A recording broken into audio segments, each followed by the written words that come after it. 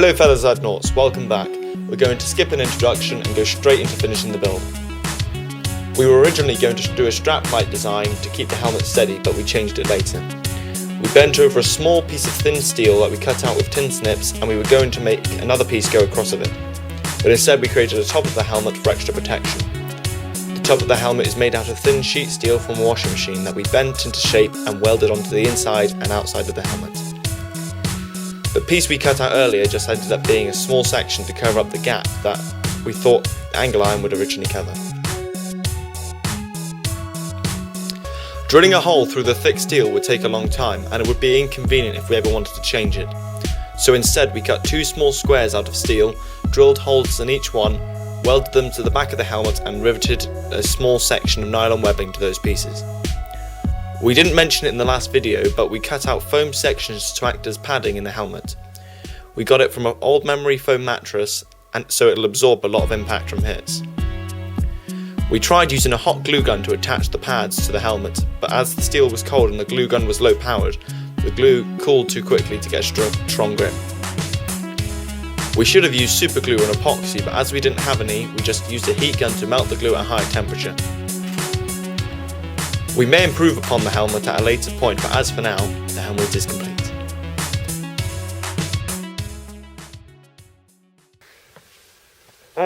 Hey guys, wearing the helmet is completely fine, except, well, it's fine as long as you don't mind eating your own face as you speak. My cheeks are being shoved into my mouth by the foam.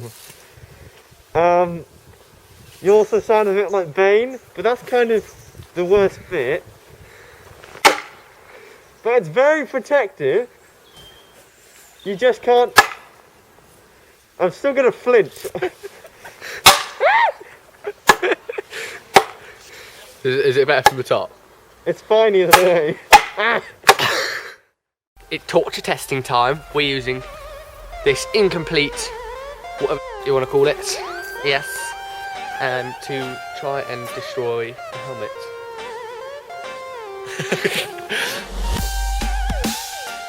It's made out of really thick steel, and we're gonna Literally just hit it. Now let's look at the damage. The damage was only slight scratch into the surface, close to nothing. And I mean, like, really.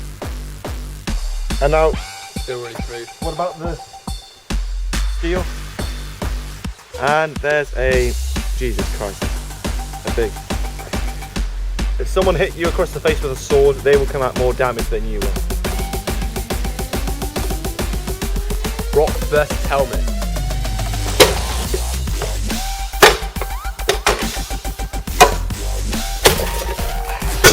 Camera!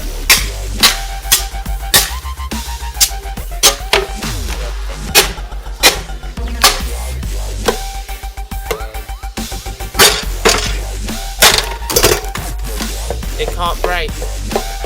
After all that plus more, the only real damage to it was that the top was dented due to it being weaker steel than the rest, and that some welding had been broken. So in conclusion, it turned out pretty badass. Thanks for watching. I'm not even going to ask you to subscribe, but you know, it'd be great if you did.